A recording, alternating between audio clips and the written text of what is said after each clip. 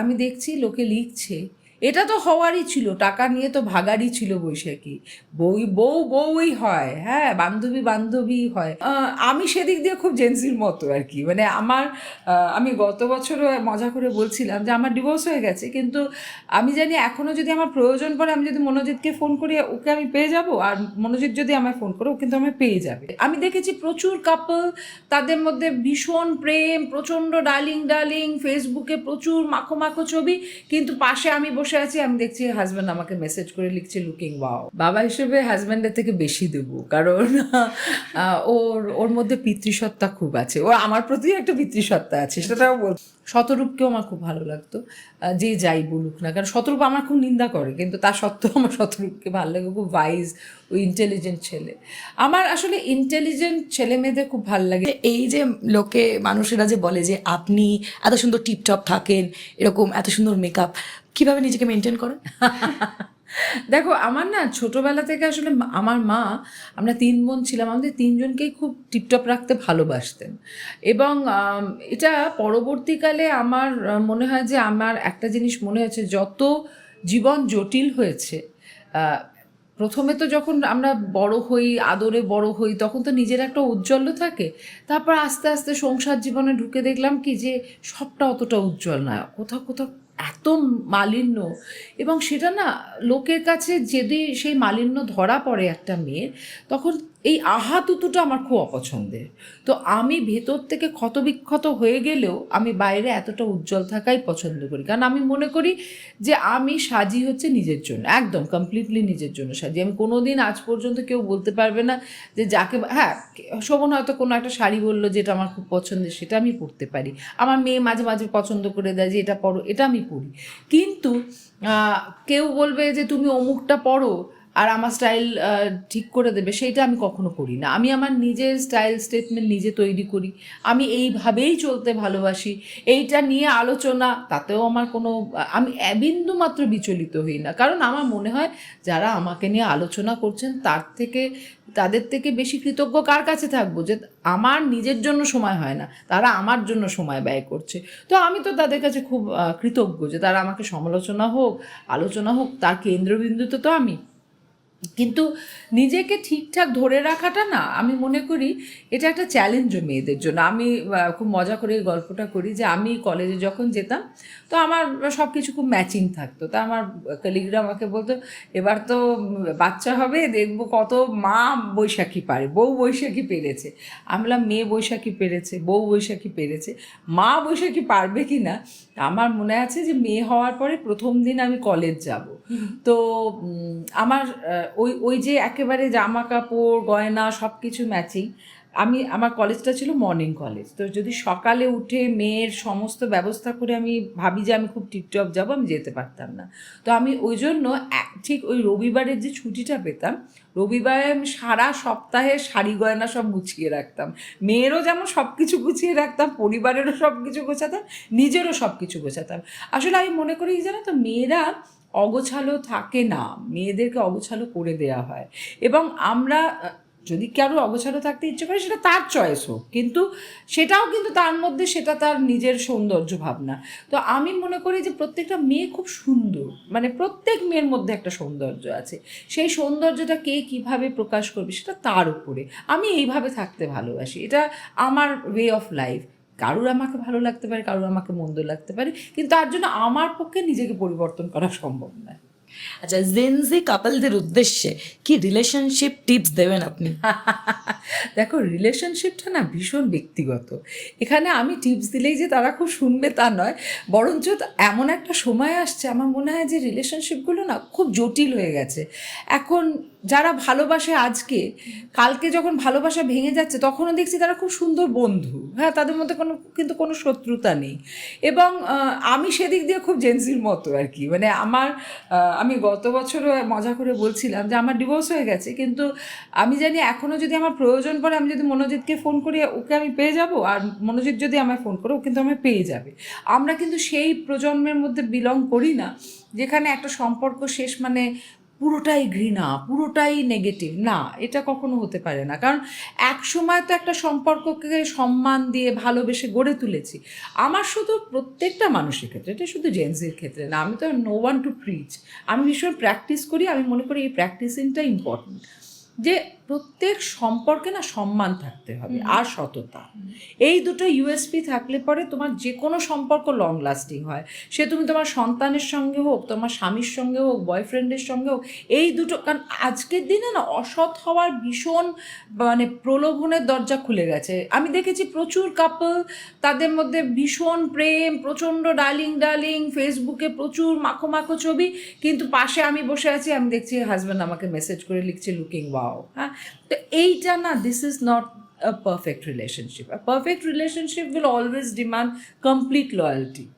তুমি যতক্ষণ পুরো লয়াল থাকতে পারো ততক্ষণই থাকো, তারপরে তুমি ছেড়ে চলে যাও। কিন্তু যতক্ষণ আছো ততক্ষণ কোনো মানুষকে ইনসিকিউরিটিতে রাখা, বা আমার মনে হয় যে এই ধরনের দুটো চরিত্র, মানে দুটো মুখ আর মুখোশের তফাৎ নিয়ে চলা, এটা কোনো সম্পর্কের কখনো আমি মনে করি রসদ হতে পারে না।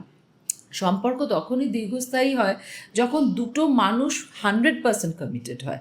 দেখো, আমার আর শোভনের তো মানে সেই দিক দিয়ে যেটা একেবারে অধিকারের সম্পর্ক, যে বিয়ে করেছি তাহলে ভাত কাপড়ের দায়িত্ব নিয়েছে, এগুলো কোনোটা দাবি করার সম্পর্ক নেই। কিন্তু আমার ওর ওপর যে দাবি আছে, বা ওর আমার ওপর যে দাবি আছে, সেটা হচ্ছে ভালোবাসার দাবি। এখানে কিন্তু আমাদের মোর দ্যান 100% দাবি আছে একে অপরের উপর। এই জিনিসটা থাকুক। আমার মনে হয় আগামী দিনেও আমি খুব মনে করি marriage is increasingly losing its relevance. আমার প্রচুর বান্ধবীরা, they are very happy and they are single. তো সিঙ্গল ওম্যান কিন্তু একটা চয়েসে পরিণত হচ্ছে। আমি তাদের জীবনটাকেও, আমাকে কত বন্ধুর মারা বলে, তুই একটা বন্ধুকে বলতে পারিস না বিয়ে করতে? তাই আমি বললাম, নিজে সাফার করে গেছি, আবার বলবো বিয়ে করতে? তো আমি না এরকম কখনো, মানে আমি খুব আগে থেকেই বলতে পারো, আমার মা ভীষণ আধুনিক মানসিকতা ছিল বলেই বোধহয় আমি না ওই বিয়ে করতেই হবে একটা মেয়েকে, এইভাবেই চলতে হবে একটা মেয়েকে। একটা ছেলের যদি স্বাধীনতা থাকে, যেরকমভাবে খুশি চলা, একটা মেয়েরও আছে। তো সেই ক্ষেত্রে আমি বলবো যে রিলেশনশিপের ক্ষেত্রেও না যেমন খুশি, যে নামেই হোক একটা রিলেশনশিপ গড়ে উঠুক না কেন, কিন্তু there must be some honesty. এটা খুব জরুরি। আচ্ছা, বাবা হিসেবে শোভনদাকে কত দেবেন আর হাজবেন্ড হিসেবে শোভনদাকে কত দেবেন?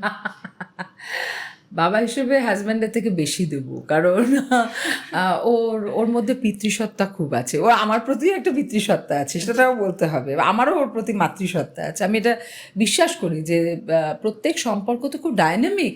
আমার মনে হয় যে একটা পারফেক্ট বরের মধ্যে প্রথমে একটা মেয়ে বোধহয় তার বাবাকেই খোঁজে। হ্যাঁ, এক আদর্শ বাবা, আদর্শ হাজব্যান্ড, এদের মধ্যে অনেক চারিত্রিক মিল থাকে। যদি তুমি একটা স্কোরবোর্ড বলো, তাহলে শোভন 10-এ 11 হচ্ছে বাবা, আর যদি স্কোরবোর্ডে হাজব্যান্ডকে অ্যাসেস করতে হয় তাহলে 10-এ 8। আচ্ছা, আপনারা কি একসাথে ঘুরতে যান একসাথে এখনো পর্যন্ত, ভ্যাকেশন বা সব কিছু? হ্যাঁ, এই লাস্ট ইলেকশনের সময়টা বাদ দিলে পরে আমরা সবসময় একসঙ্গেই ভেকেশনে যাই।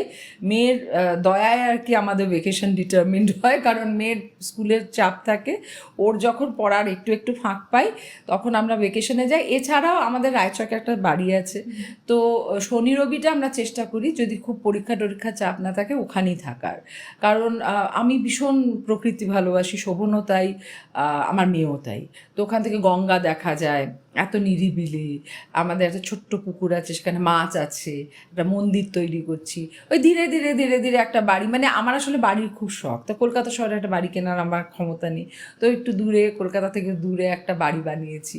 আমি মেয়েকে বলি যে দেখ, প্রত্যেকটা ঘর আমি ধীরে ধীরে সাজিয়েছি, যাতে তুই মনে রাখিস যে মা একটা বাড়ি শুধু ইট কাঠ পাথর দিয়ে তৈরি করেনি, এখানে প্রচুর ভাবনার ইনভেস্টমেন্ট আছে। পয়সায় ইনভেস্টমেন্ট করে তো একটা প্রপার্টি তৈরি করব, কিন্তু ওটা হচ্ছে একটা স্বপ্ন। তো আমি ওইভাবে না, আমরা সবসময় বেরোতে থাকি, আমরা এই 4 দেয়ালে হাঁপিয়ে উঠি। তো সেইভাবে যখনই 1-2 দিনেরও ছুটি পাই, আমরা বেরিয়ে পড়ি। আর ভেকেশন তো আছেই। আমরা দেশের বোধহয় সব, আমাকে তো শোভন বলে যে যেখানে মন্দির সেখানে বৈশাখী। আমি খুব পুজো আচ্ছা ভালোবাসি, তো আমার মেয়েও খুব ভালোবাসে, খুব ছোটোবেলা থেকেই ও পুজো আচ্ছা করে। তো কোথাও হয়তো দেখা গেল 3-4টে মন্দির আমরা এখনও যাইনি, তো সেখানে চলে যাই। আমার মেয়ের ইন্টারেস্ট খুব হিস্টোরিক্যাল প্লেসেসে, আমারও তাই, আমরা যাই। আমি সমুদ্র ভালোবাসি। আমি তো বোধহয় গত 4 মাসে গোপালপুর আর দীঘা আর পুরী এতবার গেছি। হ্যাঁ, তো আমি আমি ভীষণ চলে যাই। কারণ আমার না এখানে থেকে ওই দমবন্ধ লাগে, মনে হয় যে এই প্রতিদিন সরকার আসছে সরকার যাচ্ছে, এ ভালো ও মন্দ, এর মধ্যে আমার ভালো লাগে না। তার থেকে বেশি প্রকৃতির কাছে যেতে ভালো লাগে। আচ্ছা, পছন্দের কথা তো অনেক কিছু শুনলাম, এমন কিছু বিষয় আছে যেটা এখন মানুষের কাছে খুব অপছন্দ হয়, যে মানে আর ওই বিষয়টা আর চাই না বা আর কিছু চাই না? যদি যদি যদি সত্যি কথা বলো, আমি সোশ্যাল মিডিয়ায় মানুষের এই মাইন্ডলেস ক্রিটিসিজমটা আমার খুব মানে বাজে লাগে। সেটা তুমি মানে এই যে ট্রোলিং বলো তোমরা, আমি সোশ্যাল মিডিয়া থেকে এত দূরে থাকি, তাই আমার ট্রোলার্সদেরকে আমি খুব ডিসঅ্যাপয়েন্ট করি। তারা আমাকে নিয়ে এত কিছু লেখে, কিন্তু আমি কিছু পড়ি না। হ্যাঁ, কিন্তু এই যে মানুষকে ট্রোল করতে করতে, ধরো কেউ কেউ আমি পড়ি যে তারা ডিপ্রেশনে চলে যাচ্ছে, কেউ সুইসাইড করছে, এই জায়গাটায় আমার মনে হয় যে দের মাস্ট বি সাম চেক। কারণ না, ধরো আমি মাঝে মাঝে ভাবি আমি এত বেপরোয়া ছিলাম যে আমার কখনো মনে হয়নি যে কে ক্রিটিসাইজ করলো, কে প্রশংসা করলো, আই কেয়ার আ ড্যাম। কিন্তু ধরো আজ থেকে 40 বছর পরে আমি থাকবো না, কিন্তু ওই লেখাগুলো থেকে যাবে, এবং সেটা হয়তো আমার মেয়ে পড়লো বা আমার নাতি নাতনিরা পড়লো। তারা তখন আমার সম্পর্কে ভাববে যে এই আলোচনাটা হয়েছিল, কিন্তু সেই আলোচনার হয়তো কোনো ভিত্তিই ছিল না। যেমন আমি একটা ছোট্ট এক্সাম্পল দিই। যেদিনকে শোভন অ্যারেস্টেড হয়, সেদিনকে আমি ওর সঙ্গে একই গাড়িতে বেরিয়ে গেছি। ওর গাড়িটা আগে গেছে, পেছনের গাড়িটা আমার, আমি আরও বসে আছি, তখন ডিক্লেয়ার করলো যে হি ইজ অ্যারেস্টেড। এই আজ যেমন অভিষেক দিল্লিতেই আছে, কিন্তু রটে গেল যে 20টা ব্যাগ, 25টা ব্যাগ, 27টা ব্যাগ নিয়ে এসে চলে গেছে, তেমনই আমার কাছে একটা ফোন আসে যে 4টে ব্যাগ নিয়ে তুই নাকি শুনলাম বাড়ি চলে গেছিস। আমি বললাম, কোন বাড়ি? বলছে তোর নিজের বাড়ি চলে গেছিস, সব টাকা পয়সা গয়নাগাটি নিয়ে। আমি বললাম যে 4টে ব্যাগেই হয়ে গেল, আর চলে গেলাম। আমি বললাম, আমি কোথায় আছি জানিস? আমি নিজাম প্যালেসে আছি, আর রাতের জামাটা পরে বেরিয়ে এসেছি, এখন জামা কাপড় ছাড়ারও সময় পাইনি। সেদিন সকাল 7টায় শোভন অ্যারেস্টেড হয়েছে। পরের দিন সকাল 4টেতে আই রিয়েলাইজ যে আমি তখনও ওয়াশরুমে যাওয়ার সময় পাইনি। আমার পা ফুলে গেছে, বুঝে চটি পর্যন্ত রাখার মতো অবস্থায় ছিল না পাটা। তো সেই অবস্থায় আমি দেখছি লোকে লিখছে, এটা তো হওয়ারই ছিল, টাকা নিয়ে তো ভাগারই ছিল বৈশাখী, বউই হয়, হ্যাঁ, বান্ধবী হয়, পয়সা নিয়ে পালিয়ে তো গেল। ধরো আমি যে পালাইনি সেটা জানতে পেরেছে আরও 7-8 ঘন্টা পরে। ততক্ষণে 7 লক্ষ হয়তো ভিউ হয়ে গেছে, আর 70টা কমেন্টস চলে গেছে। তো সেটা কিন্তু সারা জীবনের জন্য থেকে যাবে। এই জিনিসটা আমার খুব বাজে লাগে, যে মানুষ না একটা খাপ পঞ্চায়েত বসিয়ে দেয়। যেই মুহূর্তে একটা ইস্যু হয়, একটা স্মার্টফোন নামক আনস্মার্ট জিনিস হাতে আছে, সঙ্গে সঙ্গে প্রত্যেকের একটা কিছু বক্তব্য আছে। আসলে যদি আমরা নিজেদের জীবনে কনসেন্ট্রেট করি না, তখন এত লোককে নিয়ে আমাদের ভাবার সময় আসে না। তখন সবসময় মনে হয় যে আছে লোক। আমি তো সত্যিকারে যখন কারোকে ক্রিটিসাইজ করার সময় আসে, আমি ভাবি এই দোষগুলো আমার নেই তো, এইগুলো আমিই করছি না তো, আবার লোককে বলছি। আর এইটা না আমরা ভাবি না।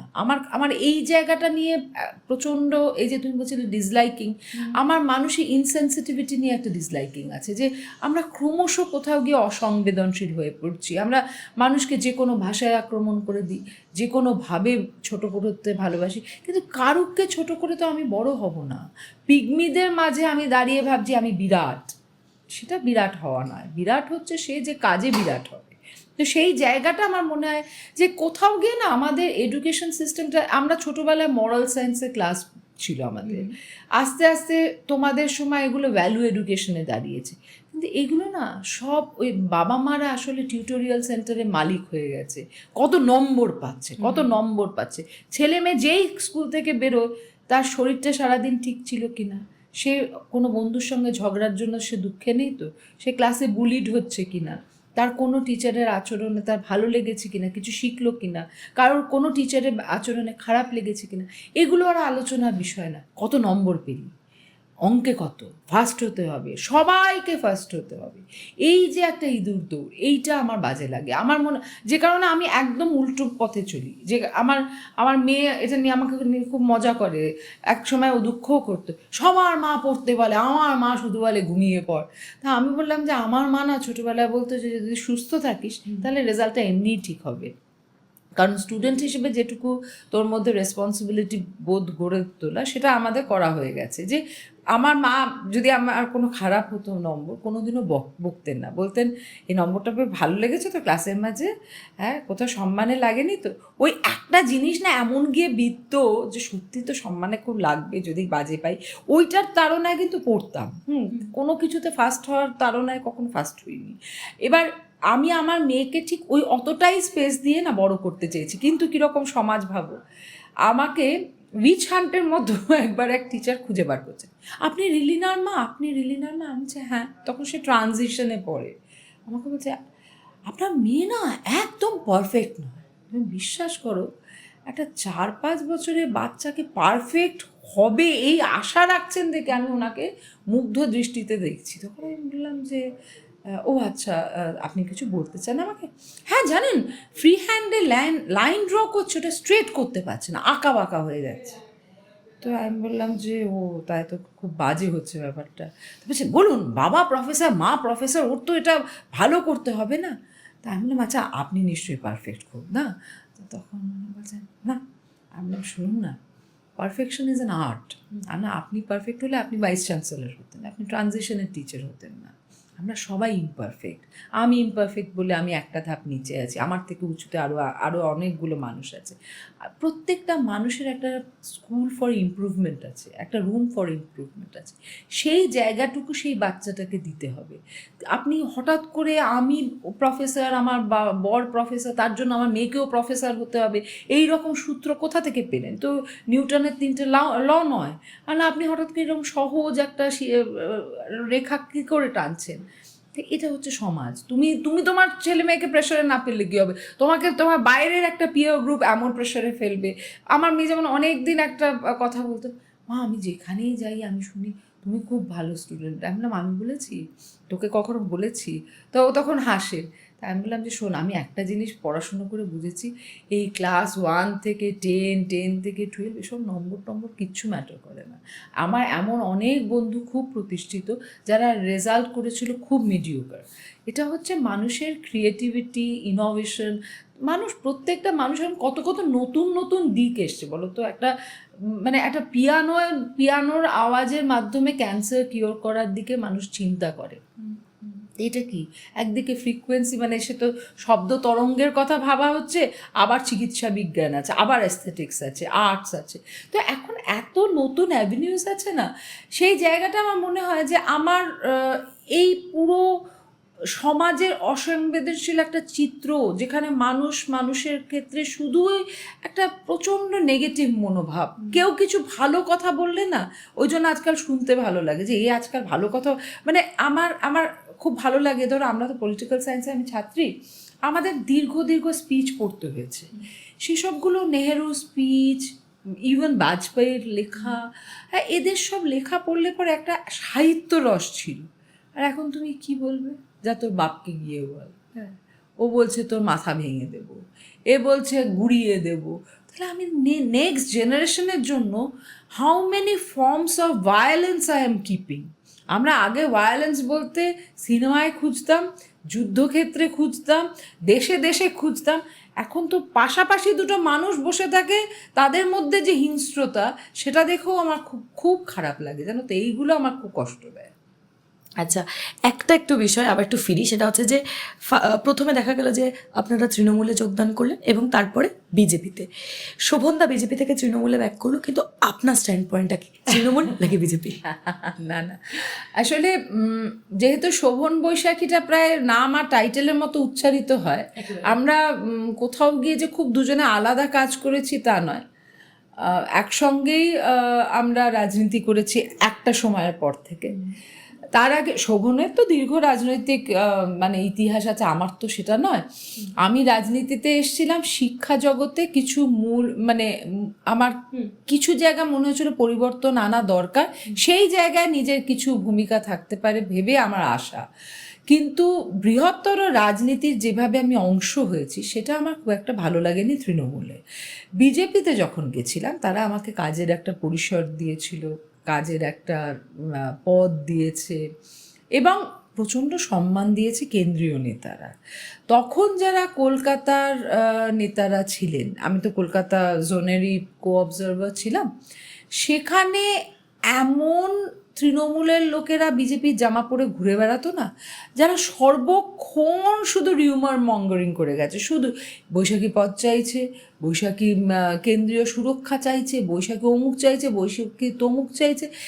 এই করে আসল যে রাজনৈতিক জায়গাটা তৈরি হয়েছিল, যে আমি যখন মানে আমি এত ভালোবাসা পেয়েছি এত কম সময়ে, যেটা আমি আজও ভুলি না। মানে আমি বহু বছর পরে নর্থ কলকাতায় একটা অনুষ্ঠানে গেছি, সেক্ষেত্রে সেটা এখন ন্যাচারালি বিজেপির লোকেরাই আসছে, কিন্তু আমি ওই ক্লাবে দীর্ঘদিন তাদের পুজোগুলো যাই, রক্তদানে যাই, রাজনৈতিক রং ছাড়াই। তো সেখানে বিজেপির কর্মীরা অন্য অনেক তৃণমূল নেতাকে দেখে দেখছি খুব রাগারাগি হচ্ছে, এ কেন এসছে, ও কেন এসছে, লোকে এত ডিমেরও ভয় পাচ্ছে। কিন্তু আমাকে আর শোভনকে না ভীষণ আন্তরিকভাবে ওরা গ্রহণ করলো। তার কারণ হচ্ছে আমরা যখন বিজেপি করেছি সেটাও উইথ ডিগনিটি, আমরা তৃণমূলে এসছি সেটাও উইথ ডিগনিটি।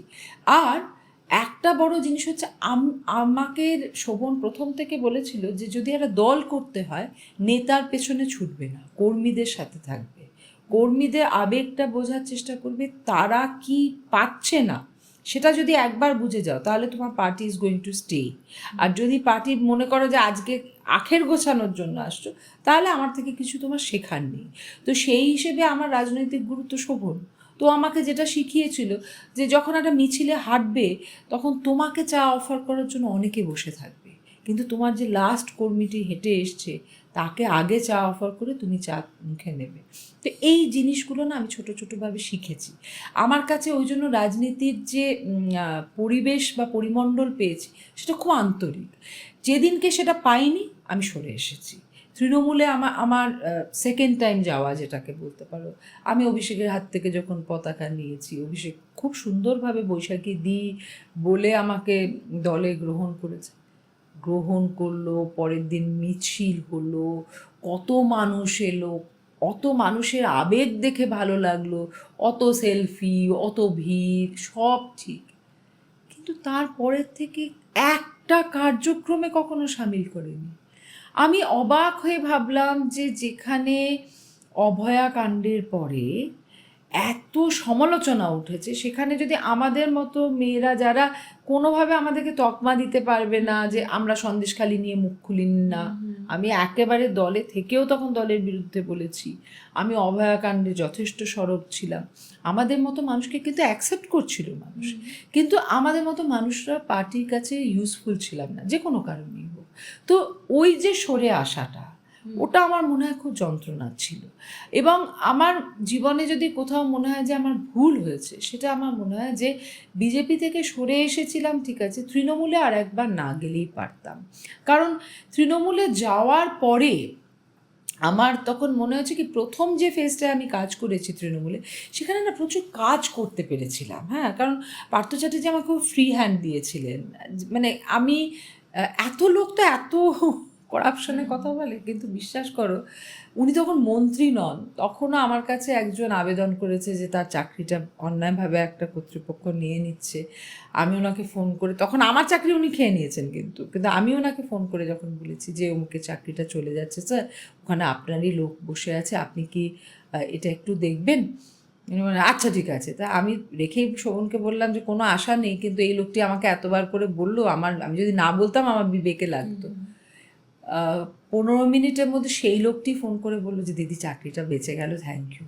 তো আমি কিন্তু তখন অনেক কাজ করতে পেরেছিলাম। এই সেকেন্ড ফেজে না যে কোনো কারণেই হোক, মানে এটা হচ্ছে কীরকম জানো, এটা তোমাকে নিয়ে একদম ইনঅ্যাক্টিভ করে রাখার একটা পরিকল্পনা নিশ্চয়ই ছিল দলের কারু, যে কারণে তৃণমূলে ঢোকার পরেও শোভন চ্যাটার্জি শুধু এনকেডি এর চেয়ারম্যান রয়ে গেল, কিন্তু এনকেডি এর অঞ্চলগুলো তুমি ভাবো, ওখানেই কিন্তু ভাঙর টাঙর পড়ছে।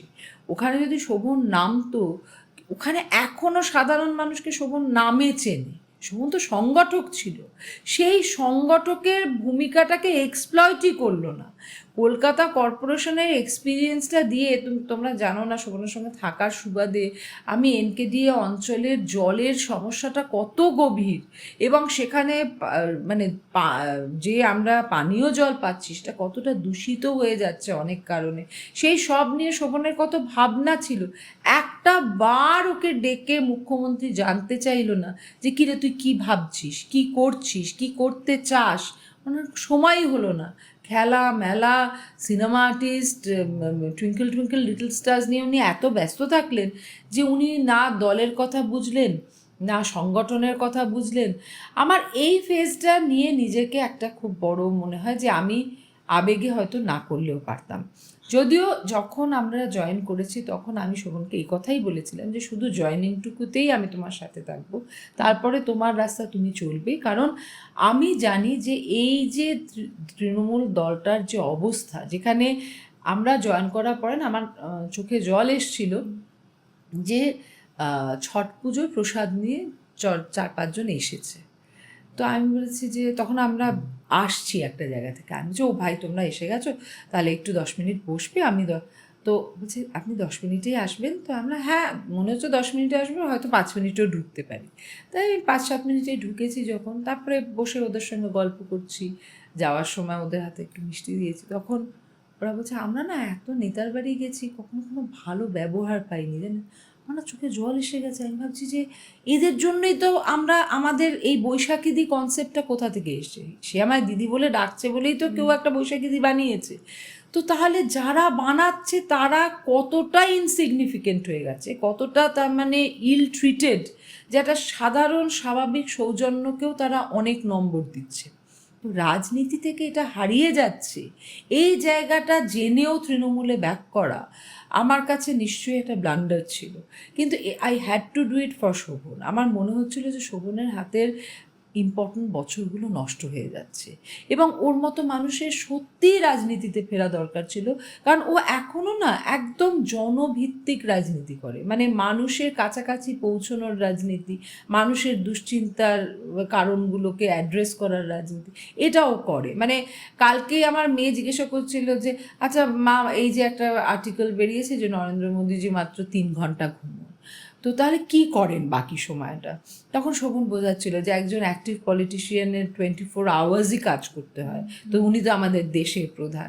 তা এরা তো এইভাবে রাজনীতি করেছে না, যেই জায়গাটা আমার মনে হয় যে এতটা ওকে মিসইউজ করলেন মমতা বন্দ্যোপাধ্যায়, না নিতে পারতেন, কিন্তু নিয়ে এইভাবে একেবারে না ব্যবহার করা, এটা আমার কাছে খুব দুঃখের। আচ্ছা, তৃণমূল বিজেপির গল্প তো অনেক হলো।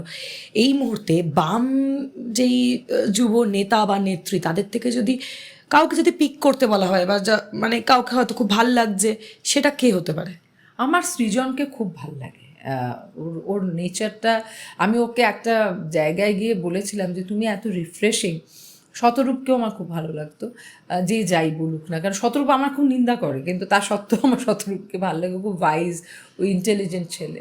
আমার আসলে ইন্টেলিজেন্ট ছেলে মেয়েদের খুব ভালো লাগে, দীপশিতাকে ভালো লাগে, মীনাক্ষীর একটা অন্য ঘরানা আছে, এই রকম এই ইয়াং ছেলে মেয়েদেরকে আমার সবসময় ভীষণ স্নেহের মনে হয় যে সে যে ভাবধারারই হোক না কেন, এদের সঙ্গে তো আমাদের কোনো প্রতিযোগিতা নয়, এরা তো আমাদের পরবর্তী প্রজন্ম। কাজী এরা যে আসছে, দেখো দীপশিতারা তখন রাজনীতি করছে বা সৃজনরা তখন রাজনীতি করছে যখন কিন্তু সিপিএমকে ভাঙিয়ে আর কিছু খাওয়ার নেই। হ্যাঁ, খেয়ে গেছে ঋতব্রত, আর কষ্টের সময়টা আছে হচ্ছে এই শতরূপ, সৃজন, এরা সব। তো এদেরকে দেখে আমার তো প্রতিকূলকেও খুব ভালো লাগতো বাম নেতা হিসেবে। তারপরে হঠাৎ করে ওর দল পরিবর্তনটার সময় আমার মানে, যদি কোনো বাম নেতা দল পরিবর্তন করে না, তখন আমার তাকে খুব ছোট লাগে, জানো। কারণ আমার মনে হয় যে বামপন্থীরা যদি আজকে টিকে থাকে, সেটা আর কিছুর জন্য নয়, শুধুমাত্র একটা আইডিওলজির প্রতি কমিটমেন্টে তারা টিকে আছে। এবং যারা বাম ঘরানার না, তাদের সামনে তুমি হাজার বামেদের নিন্দে করো, বামেদের রক্তক্ষরণ বলো, যা খুশি বলো, তারা বামই থাকবে, কারণ তারা ওই রকম কমিটেড। যেমন এই একই রকম রেজিমেন্টেড কিন্তু হচ্ছে আমি দেখেছি RSS এর লোকেরা। তুমি দেখবে এত নীরবে নিজেদেরকে ডিসিপ্লিনড একটা ফোর্স হিসেবে গড়ে, সেই জায়গাটা দাঁড়িয়ে আমি বলবো যে এই বাম ছেলে মেয়েগুলোর মানে বাম নেতাদের আমার খুব ঝকঝকে লাগে। ওরা রাজনৈতিক সাফল্য হয়তো সেইভাবে যদি তোমরা ইলেকশন যেটা মনে করো সেটা হয়তো পাচ্ছে না, কিন্তু এদের একটা না খুব গ্রহণযোগ্যতা আছে। আমি দেখেছি, আমি কিছুদিন আগে একটা অনুষ্ঠানে গেলাম, দেখলাম দীপশিতার সঙ্গে অনেক মানে একেবারে খুব ম্যাচিওর পলিটিশিয়ানরা যখন ডায়ালগ ওপেন করছে, I found her to be a woman of substance. তো আমার এগুলো ভালো লাগে, আমি এদেরকে খুব ভালোবাসি।